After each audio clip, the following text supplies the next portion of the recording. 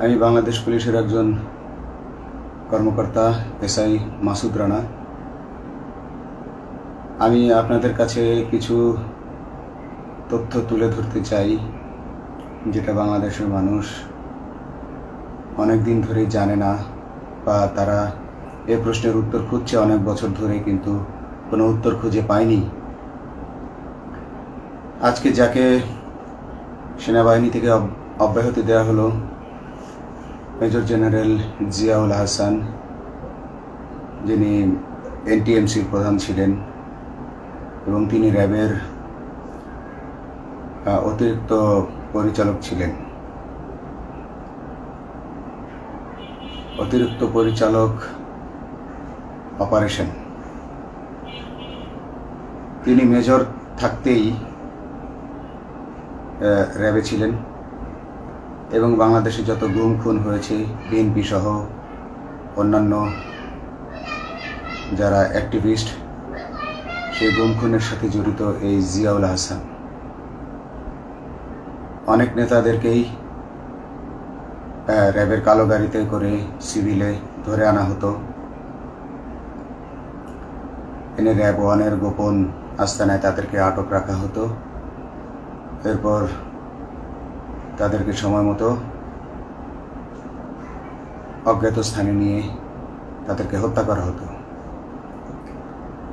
এবং অজ্ঞাত স্থানেই তাদের লাশ হয়তো নদীতে ডুবিয়ে দেওয়া হতো, নয়তো তাদেরকে দাফন করা হতো, নয়তো অ্যাসিডের মাধ্যমে তাদের লাশকে গলিয়ে দেওয়া হতো।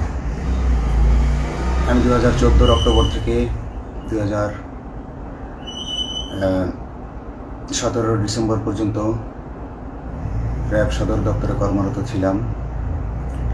তখন র্যাবের ডিজি ছিলেন বেনজির, যিনি আজকে দেশের হাজার হাজার কোটি টাকা চুরি করে, পুলিশের হাজার হাজার কোটি টাকা চুরি করে পালিয়ে গেছেন বিদেশে।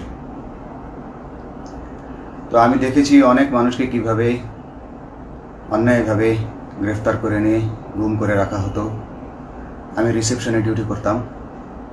গুম হয়ে যাওয়া মানুষের স্বজনেরা আমার কাছে আসতো, কিন্তু আমাদেরকে কঠোর নজরদারিতে রাখা হতো। সিসি ক্যামেরার আওতায় ছিলাম, তাদের সাথে আমরা ওভাবে কথা বলতে পারতাম না। তাদেরকে কোনো তথ্য দেওয়া নিষেধ ছিল আমাদের জন্য। কিন্তু তাদের স্বজনরা আসলে এসে যখন এখানে কান্না করতো, আমি নিজেকে ধরে রাখতে পারিনি। আমি অনেকের স্বজনকেই তাদের স্বজনের, গুম হয়ে যাওয়া স্বজনের পরিণতির কথা জানিয়ে দিতাম। বিশেষ করে যাদেরকে মেরে ফেলা হতো, খুন করা হতো, তাদেরকে আমি খারাপ সংবাদটা দিতাম না। কিন্তু যাদেরকে বন্দি করে রাখা হতো, যেমন বিএনপি নেতা সালাউদ্দিন আহমেদকে যখন অ্যারেস্ট করে আনা হলো, তিনি অ্যারেস্ট করার সময় ধস্তাধস্তিতে মাথায় আঘাত পেয়েছিলেন। তাকে র্যাব ওয়ানের গোপন কক্ষে আটক করে রাখা হয়েছিল দীর্ঘদিন। এরপর তাকে এক সময় ভারতে পাচার করে দিয়ে আসা হয়। তাকে অজ্ঞাত কারণে হত্যা করা হয়নি। তার ফ্যামিলি এসেছিল, তার স্ত্রী হাসিনা আহমেদ, তার ভাই গিয়াসউদ্দিন আহমেদ। ওনারা আমার কাছে বেশ কয়েকবার এসেছেন। আমি কয়েকদিন ওনাদের এই উদ্বেগ, উৎকণ্ঠা আমার সামনে বসে কান্নাকাটি দেখে আমি থাকতে পারিনি। আমি ওনাদেরকে কৌশলে আমার ফোন নাম্বার দিয়ে আমি ওনাদের সাথে দেখা করে ওনাদেরকে জানিয়ে দিই যে সালাউদ্দিন সাহেবকে হত্যা করা হয়নি, উনি জীবিত আছেন এবং ওনাকে হত্যা করার সিদ্ধান্ত নেওয়া হয়নি। এই সিদ্ধান্তগুলো জেনে নিতেন তিনি হচ্ছেন বর্তমানে মেজর জেনারেল জিয়াউল হাসান, যাকে আজকে অব্যাহতি দেওয়া হয়েছে। শুধু অব্যাহতি যদি দেয়া হয়, তাকে যদি বিচারের মুখোমুখি করা না হয়, তাহলে এই আন্দোলনের, এই স্বাধীনতার কোনো মূল্য থাকবে না। আমি আজকে আর কাউকে ভয় পাই না।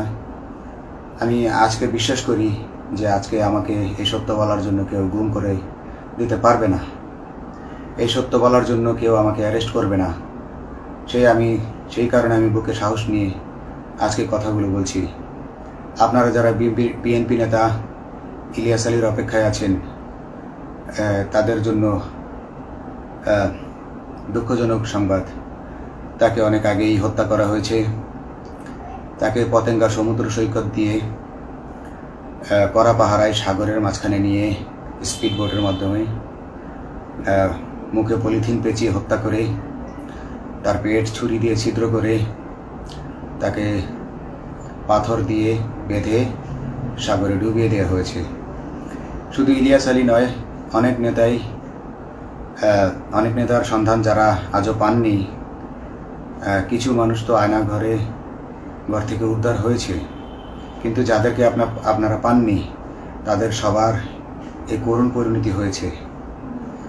আমি যদিও তারা এই কাজগুলো অতি গোপনে করত এবং র্যাবের অন্যান্য শাখার কর্মরত কর্মকর্তা কর্মচারীরা এটা জানতো না, কিন্তু আমি অত্যন্ত বিচক্ষণভাবে আমি এই খবরগুলো নিতাম, কারণ আমি জানতাম এগুলো একদিন আমি প্রকাশ করতে পারবো। এবং এই দিনটার অপেক্ষায় ছিলাম আজকে এত বছর, মানুষের কাছে সত্য প্রকাশের।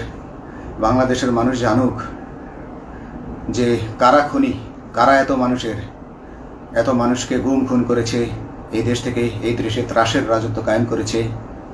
তারা মাদকের ক্রস ফায়ারের নামে যে হত্যা ট্র্যাডিশন চালু করেছিল, এই ট্র্যাডিশনের উদ্দেশ্য ছিল বিরোধী দলের লোকজনকে হত্যা করা।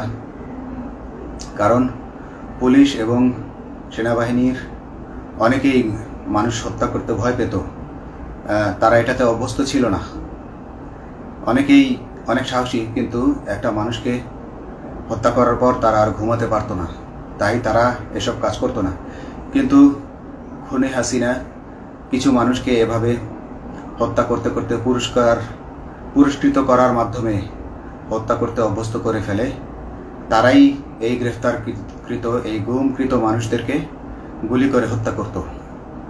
এবং তারা এতটাই নিষ্ঠুর যে তারা এক একজন কয়েক শত করে হত্যা করেছে। এবং এই মানুষগুলোর সংখ্যা বেশি নয়,